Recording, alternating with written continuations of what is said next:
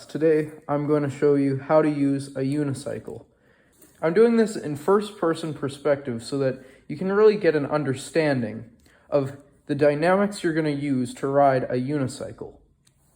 You're going to start off with your non-dominant foot on a pedal closest to you, about in the middle of a full cycle.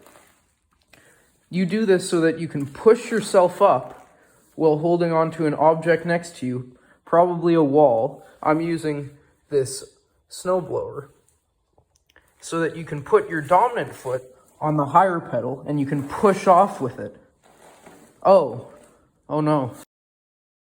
Wait a minute. My tire is flat. I don't know how I'm going to teach you how to ride a unicycle if my tire is flat. I guess instead, I'll teach you how to fill a tire. I meant to have a flat tire as an intro to this. I never intended to unicycle. But you all thought it was an accident, hard as a lie. Nothing is real. And then maybe after that, if we have time, I'll show you how to ride a unicycle. Nope. What you're gonna want to do is take your bike or unicycle or car, whatever has a tire on it and you need filled, over to your air compressor. I have two types of air compressors here. This big one is more for a car, Or more of a multi-use tool.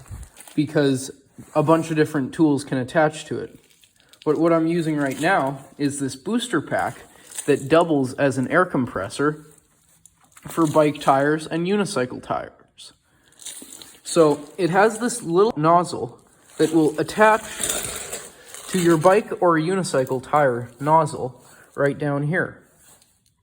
What you're going to want to do is unscrew this and then attach the other nozzle. You won't need to weave it in between these threads to make it Go in straight. so that you avoid having it on an angle and releasing air. It takes quite a few turns to get this in there, but you're really going to want to get it as tight as you can with your hands so that you're not releasing air and all the pressure that needs to get into the tire can get into the tire. See, this was getting in my way, so I'm just going to go around that and put it on there. It does take a minute to fully tighten this on there as tight as you can get it with your fingers. So I'm just going to skip forward. Once you've got it on there, you're probably wondering, well, how much pressure do you put in a tire? I don't know how much pressure. In your car, usually it will say in the manual or on the driver's side at the bottom, there's the PSI that your tires need.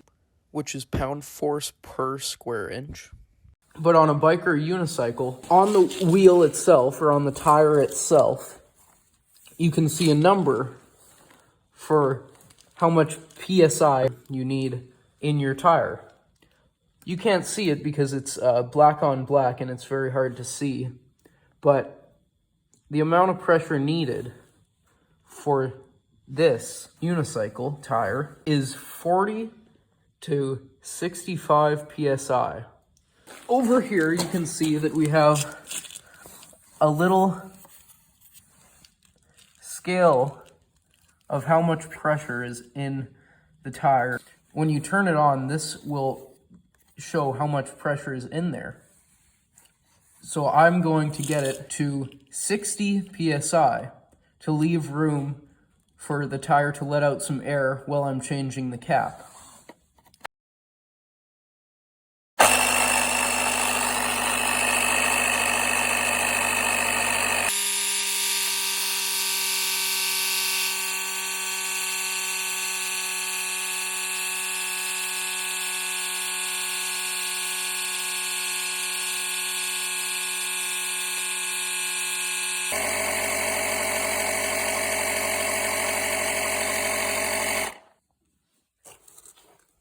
you have it to your desired PSI on the scale, as you can see, these big ones also have the scales of how much pressure is in your tire.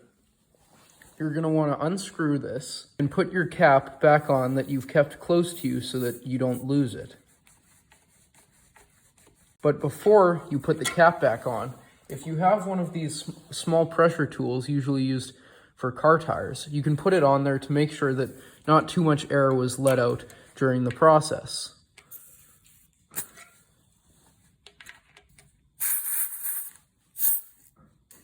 It will show you how much pressure is in that tire. On mine, you can see, if my camera will focus,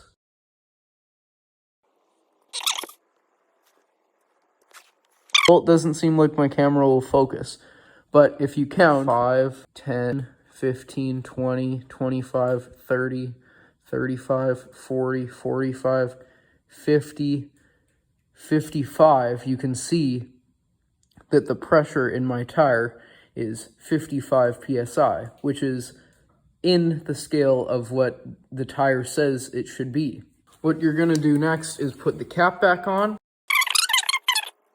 and there you are. You've successfully filled your tires with air.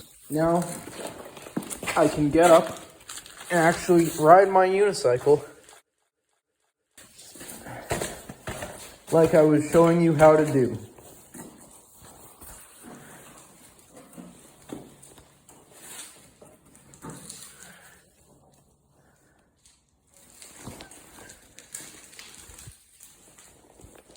Woo!